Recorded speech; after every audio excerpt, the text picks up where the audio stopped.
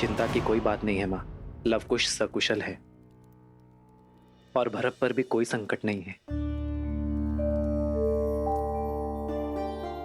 मेरे भरत ने युद्ध जीत लिया है और मैंने भरत को उसी क्षेत्र में उसके 2 पुत्रों के नाम से राज्य तक्षशिला और पुष्कलवती स्थापित करने का आदेश दे दिया है।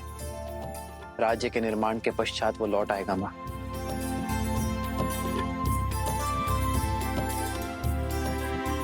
अब जैसे मेरे चित्त को शांति मिल गई है मां। ऐसा आभास होता है जैसे धर्म स्थापना के सभी कार्य संपूर्ण हो गए। हमारे रघुकुल के वंशज राज्य की बागडोर संभालने के लिए, इस वंशज को आगे ले जाने के लिए पूर्णतः सज्ज है। लगता है जैसे मेरे कंधों से बहुत बड़ा भार उतर गया है।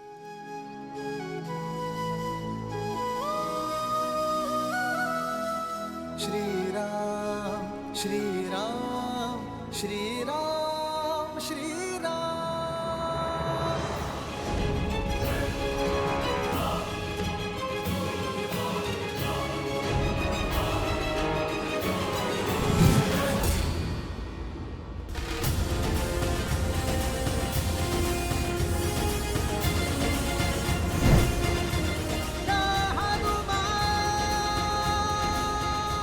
पहले मेरी माता के प्राण लिए, फिर लक्ष्मण भैया को छीना। अब ये नियति मुझसे मेरे प्रभु को पृथक करने का षड्यंत्र रच रही है। कुछ तो है जो मेरी सोच और समझ से बाहर है। अति शीघ्र प्रभु के पास पहुंचना होगा।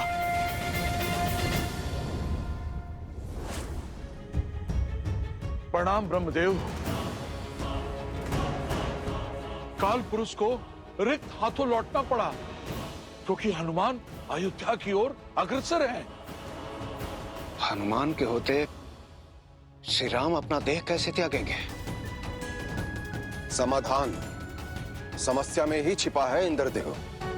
हनुमान किसी की नहीं सुनेंगे सिवाय श्री राम के। तो अब क्या किया जाए ब्रह्मदेव?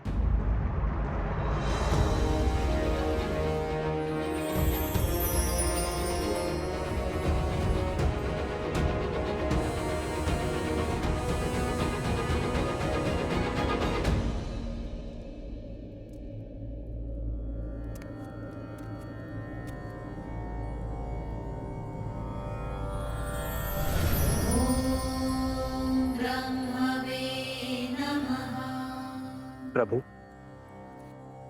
इस समय आप यहाँ बताइए किस प्रयोजन से आए हैं? एक समस्या है श्री राम, जिसका समाधान समस्या में ही छिपा है।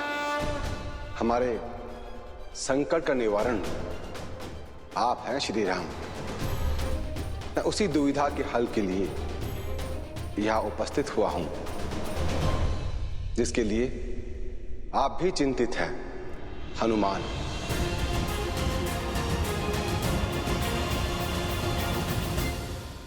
ये उन्हीं के आने का संकेत है जिनके प्राण आप में बसते हैं।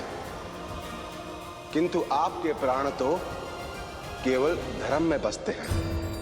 जिस धर्म के पथ पर चलकर आपने अपने ही अनुज लक्ष्मण को मृत्यु को पाने की आज्ञा दे दी, जिस धर्म की ज्योत को प्रज्वलित रखने के लिए देवी सीता ने अपने प्राण त्याग दिए, उसी धर्म को आगे बढ़ाने के लिए, जीवन चक्र को आगे बढ़ाने के लिए, नए युग के आगमन के लिए, त्रेता के अंत और द्वापर युग के शुभारंभ के लिए आपको जाना होगा प्रभु, ताकि आपका अगला अवतार इस धरा को तृप्त करे और संसार को नई सीख दे। पर जब तक हनुमान यहां है तब तक ये असंभव है। आपको हनुमान को समझाना होगा। कैसे, ये तो आप जाने, किंतु करना आपको ही होगा प्रभु।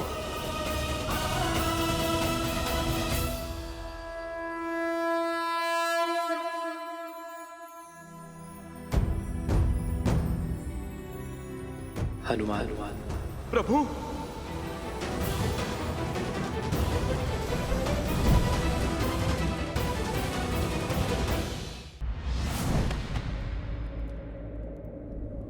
प्रणाम प्रभु। हनुमान, मैं तुमसे कुछ बात करना चाहता हूँ। इस तुच्छ भक्त में इतना सामर्थ्य तो नहीं कि मैं आपसे कुछ कह सकूं, किंतु मैं इतना अवश्य समझ चुका हूं कि कुछ तो घट रहा है जो मुझसे छुपाया जा रहा है। प्रभु, कोई तो सत्य है जिसे मुझसे पृथक रखा जा रहा है। इसलिए प्रभु, मैंने निर्णय लिया है कि अब मैं आपको एक क्षण के लिए भी अकेले नहीं छोड़ूंगा। मेरे नहीं होने पर उस काल के पग अयोध्या तक पहुंचे, किंतु अब मेरे रहते वो काल इस अयोध्या में पग धर के दिखाए। ये चुनौती है मेरी उस काल को। अब काल का काल बनेगा ये हनुमान।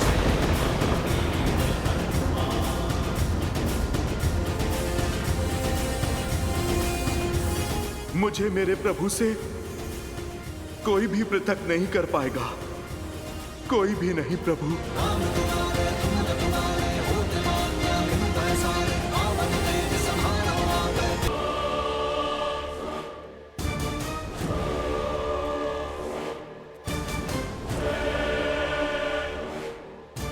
तो तुम हो उस राम के पुत्र, तुम भी उसी की भांति तुच्छ दिखते हो। निर्बल बनवासी से तुम्हारे पिता राम ने मेरे पिता की हत्या की।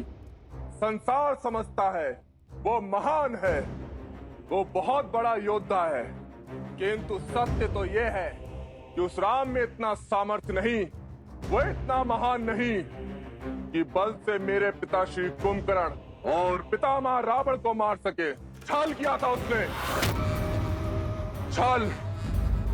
आज मैं उस राम को राक्षस कुल की शक्ति से अवगत कराऊंगा, किंतु उससे पूर्व तुम्हारे हाथ खोल तुम्हें लड़ने का अवसर दूंगा। क्या करूं, मैं उस राम जैसा छलिया जो नहीं हूं।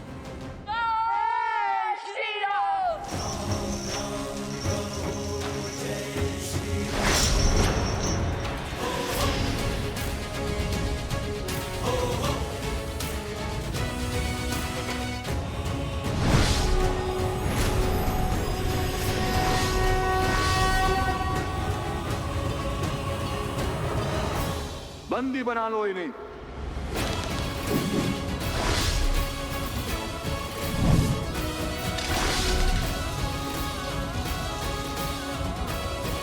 जिनका नाम इतना अनादर से ले रहे हो, अब हम तुम्हें उनका परिचय देते हैं, उनके नाम लेने का ढंग सिखाते हैं।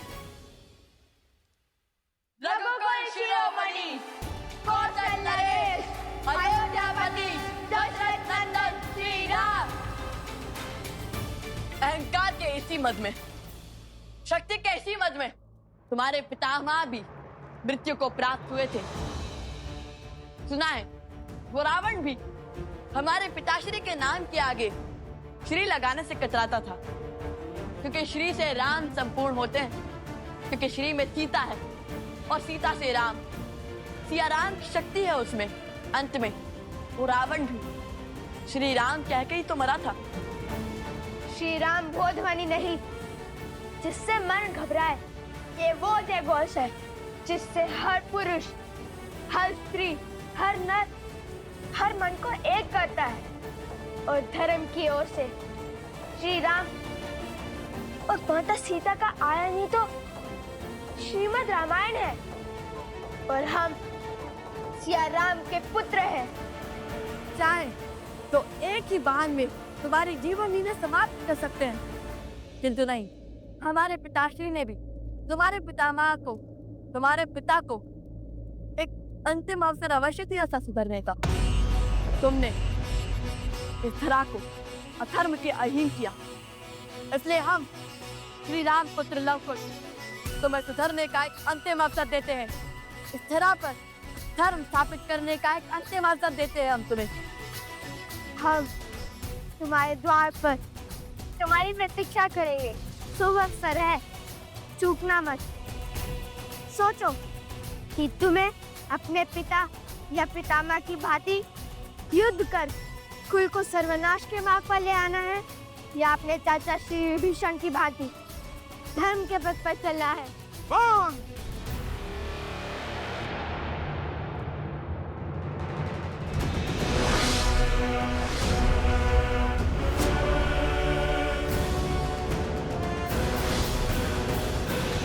निर्बल था, विश्वासघाती था वो विभीषण, जो शत्रु के आगे नतमस्तक हो गया।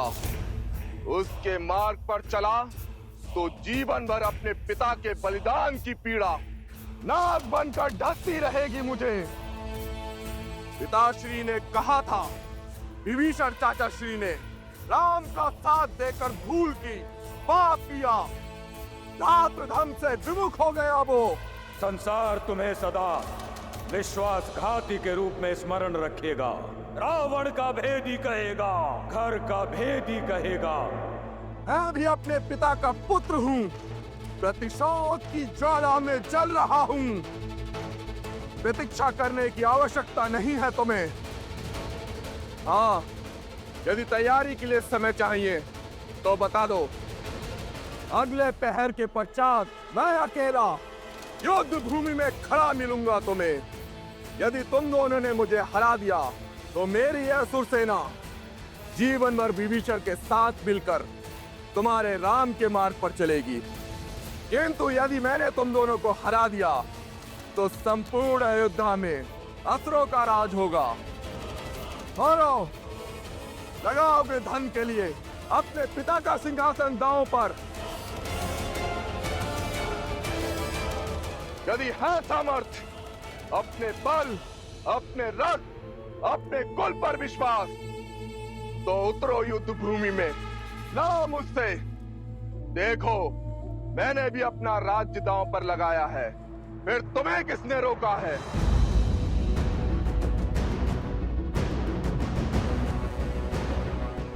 धर्म ना कभी हारता है और ना ही कभी किसी से भयभीत होता है।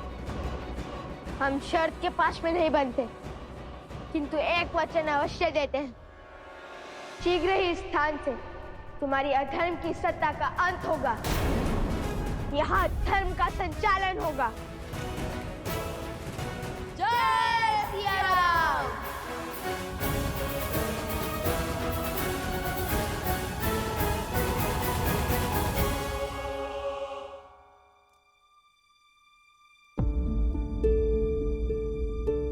क्या हुआ प्रभु? कहीं इस सेवक की बातों से आप आहत तो नहीं हो गए? ऐसी कोई बात नहीं है हनुमान। दिन चाहे जैसे हो, उसे ढलना होता है। उदय होना, संसार को प्रकाश देना और फिर अस्त हो जाना, यही सूर्य की नियति है। नियति ने जो कुछ भी रचा है उसका पात्र बन जाना ही जीवन है। हाँ, अपनी नियति तक पहुंचने का मार्ग कदाचित भिन्न हो सकता है, किंतु उसे बदला नहीं जा सकता हनुमान, फिर चाहे वो हमारे लिए कितना ही दुखदाई क्यों ना हो। प्रभु, आपसे बड़ा ज्ञानी कौन है? मैं तो ठहरा मोटी बुद्धि का वानर। मैं बस अपनी समझ के अनुसार यही कह सकता हूं कि यदि किसी भी पुत्र से पूछा जाए कि उसके माता पिता की छाया उसके सर से उठा ली जाएगी और वो बस वहां पर खड़ा देखता रह जाएगा, उसे तो बुरा लगेगा ही ना। प्रभु, इन आंखों से मैंने अपनी माता को धरती में समाते देखा। यदि ये हनुमान अपने पे आता तो भूमि देवी को भी बांध लेता। प्रभु, वो मेरी माता की आज्ञा की अवहेलना होती और मेरी माता की माता का अपमान। बस मैं विवश खड़ा देखता ही रहा। मैं उस पीड़ा के सागर से उभर भी नहीं पाया कि उस काल के पैर इस अयोध्या में फिर पड़े और अपने लक्ष्मण भैया को अपने सामने इस संसार से जाते देखता रहा। प्रभु, तब भी आपके आदेश और लक्ष्मण भैया के हट के आगे मैं हार गया।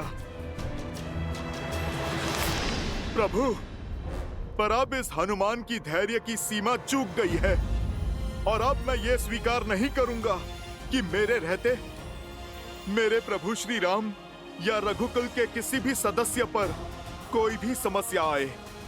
प्रभु, मैं स्वयं काल के समक्ष खड़ा हो जाऊंगा, चाहे इसके लिए ये नियति मुझे कोई भी दंड दे।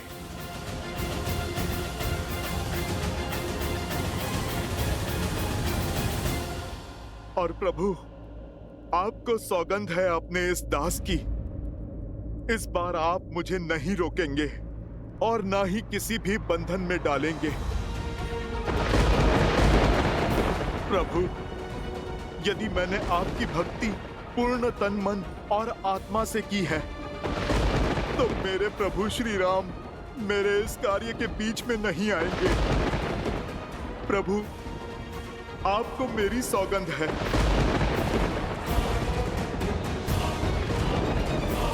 ब्रह्मदेव, ये क्या कर दिया हनुमान ने? एक और श्री राम हनुमान की सौगंध से बंधे हैं और दूसरी ओर हनुमान काल चक्र के मध्य में बाधा बनकर खड़े हैं। माता सरस्वती, अब आप ही कोई मार्ग सुझाइए। देवराज, भले ही मैं ज्ञान की देवी हूं, लेकिन भक्ति के आगे ज्ञान हार ही जाता है। हनुमान के सामने मैं स्वयं ही असहाय हूं।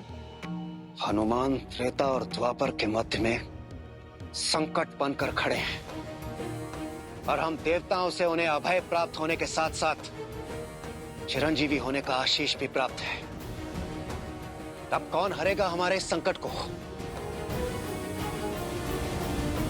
क्या हुआ यमदेव? आप बड़े विचलित हैं। विचलित तो सृष्टि का चक्र हो रहा है ब्रह्मदेव, और बाधा क्या है आप स्वयं जानते हैं ब्रह्मदेव। यदि काल अयोध्या के भीतर नहीं पहुंचा तो जिन लोगों का जीवन काल पूरा हो चुका है और वो लोग अपने समय से ऊपर जी रहे होंगे, सारा संतुलन ब्रह्मदेव भंग हो जाएगा।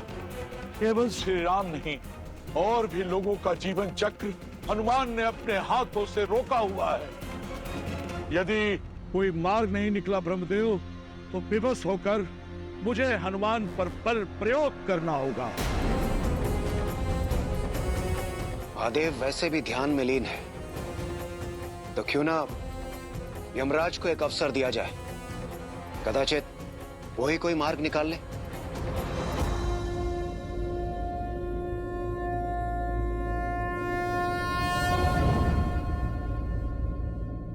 हनुमान अपने हठ पर अड़े हुए हैं, तो हमें भी अपने कर्म पर टिके रहना चाहिए। अनुमति है यमदेव? तो आज अयोध्या में काल प्रवेश करके रहेगा। मैं अपने सर्वश्रेष्ठ यमदूत को अयोध्या भेजूंगा।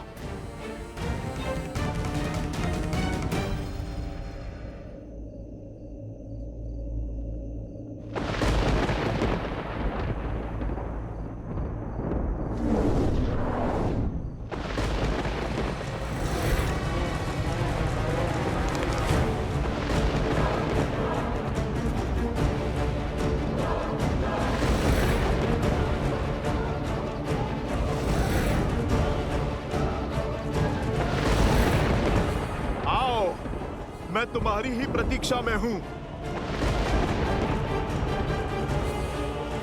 लगता है पूरी सेना भेजी है यमराज ने। तुम नहीं जानते, इस हनुमान के पास ऐसा अस्त्र है जो इस पूरे संसार पे भारी है। वो है मेरे प्रभु की भक्ति। श्री राम श्री राम श्री राम। सावधान! आभास था मुझे कि अयोध्या में कुछ ठीक नहीं घट रहा है, इसलिए मैं सज्ज हूं स्वागत के लिए। मैं तुम्हें चेतावनी देता हूं, वहीं पर रुक जाओ। अयोध्या पे आया संकट कहीं ना कहीं मेरे प्रभु पर है, और यदि मेरे प्रभु पर कोई भी संकट आता है तो फिर तुम सब मेरे शत्रु हो। फिर मैं तुम्हारे साथ वही करूंगा जो एक शत्रु के साथ किया जाता है।